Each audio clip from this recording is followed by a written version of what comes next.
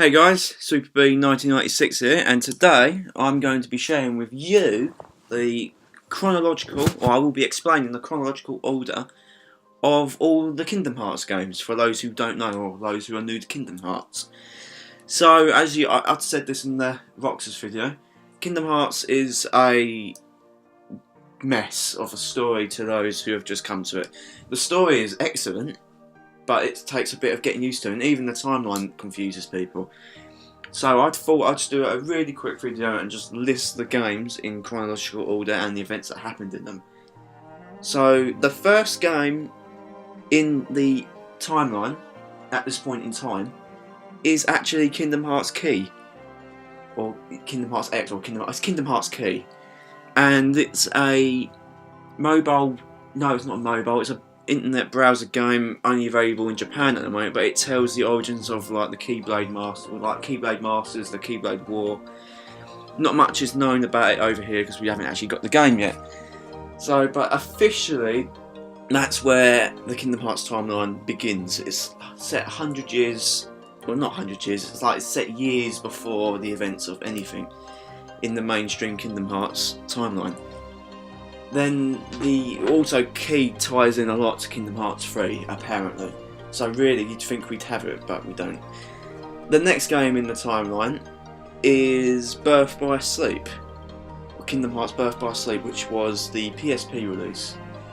This game tells a story about Terra, Ventus and Aqua, and it shows their origins and tells their stories, and is pretty much the starting point for them. For all of the Kingdom Hearts games. It shows the fates of each of the characters, and these characters are very important because Terra goes out to be the vessel for Xehanort, and Ventus ends up in Sora's heart, which leads to the creation of Roxas, and Aqua is stuck in the realm of darkness and has been for 10 years. So it's a really important game. And Birth by Sleep is set 10 years before the original Kingdom Hearts, so it is one of the earliest games. It is the second in the timeline, and yeah, it's quite an important game. It tells a lot. It goes into a lot of depth of why some things have happened in the future and stuff. Kingdom Hearts 1.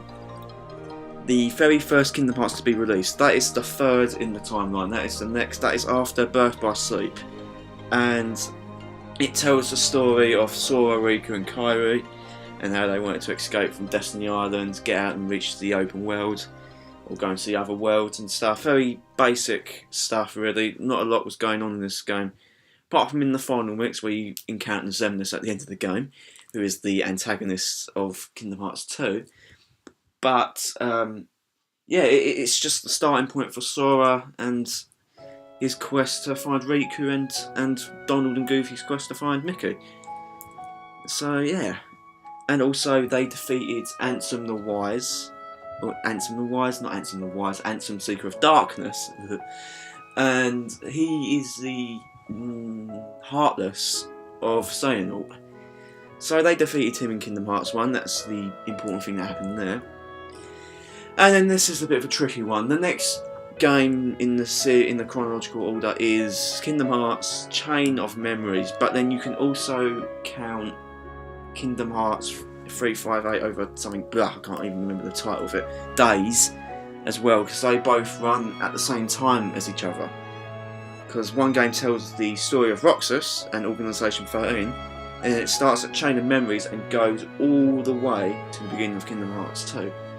Now, Chain of Memories is also kind of the same, but it's set a year before Kingdom Hearts 2. So what happened in Chain of Memories is Sora, Donald and Goofy go looking for King Mickey and Riku and end up at Castle Oblivion. And Castle Oblivion is a weird castle thingy, and you lose your memories as you progress through it.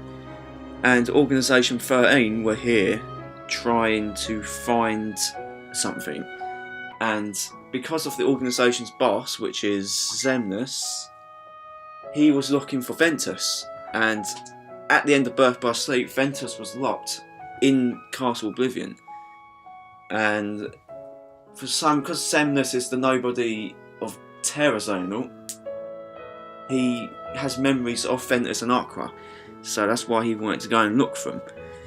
So that's the reason why the organisation were there, and also because of like Sora and whatnot.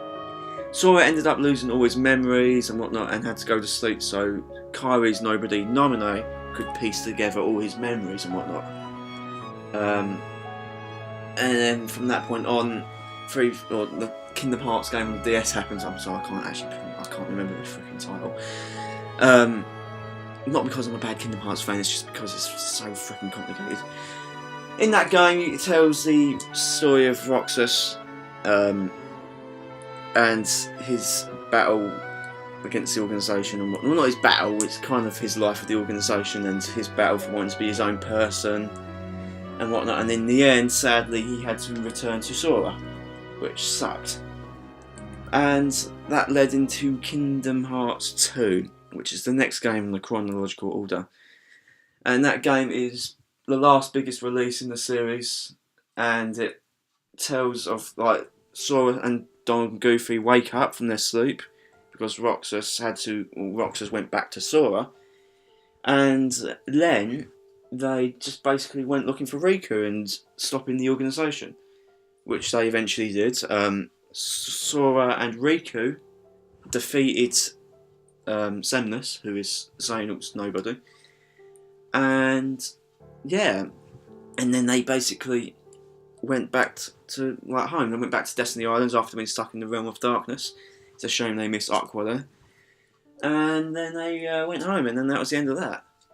And then the next game after that, it's Kingdom Hearts Recoded, or Coded. Recoded is the remake of Coded. Ugh. And in this, it's basically Mickey finds a message in Jiminy's journal saying their hurting will be mended when they come to end it. I think that's how it goes. And so they created like a data Sora to go in there and fix and like decode the journal and get things. Like it's quite a pointless. It's not a pointless story. It closes up quite a lot of things, and it shows a showdown between Sora and Roxas. But because they're just data, I don't think it really counts, really, I don't know. And at the end of it, Yen Sid reveals that once a person's nobody, and Heartless is defeated, they return to their original form.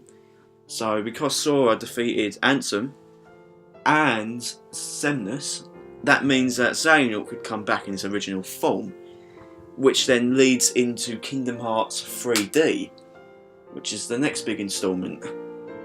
And this is quite an important game for those who really are looking into the Kingdom Hearts story, because it leads all into Kingdom Hearts 3. Basically, Sora and Riku are put to the test. They have to do the Mark of Mastery exam so they can become Keyblade wielders. And to this, they had to awaken 7 sleeping worlds.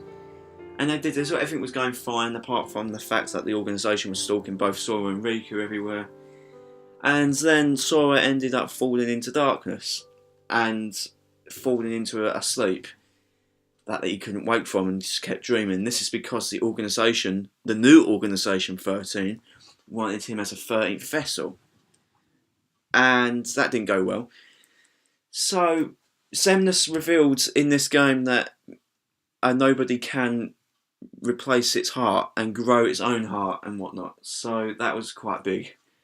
And then in the end, there was a massive showdown with Riku and young Xehanort, who had gained the power to travel through time and gathered all of Xehanort's other selves to form the new organisation. And Riku ended up passing the Mark of Mastery after saving Sora from sleep, and that pretty much leads into Kingdom Hearts 3. Kingdom Hearts 3 is the next in the timeline, unreleased yet, but it's the final showdown between Sora and Xehanort and the end of the Xehanort saga. So hopefully everything all concludes in Kingdom Hearts 3. So this wasn't meant to be a full explanation of the entire story, and I think this is just giving you a insight of what the chronological timeline of Kingdom Hearts is. But I'll do a more in-depth video in my other videos about the story and whatnot, so watch out for those. And yeah, hopefully you guys enjoyed me talking absolute nonsense. So yeah, thanks for watching, like and subscribe, and I'll speak to you guys later. Toodaloo.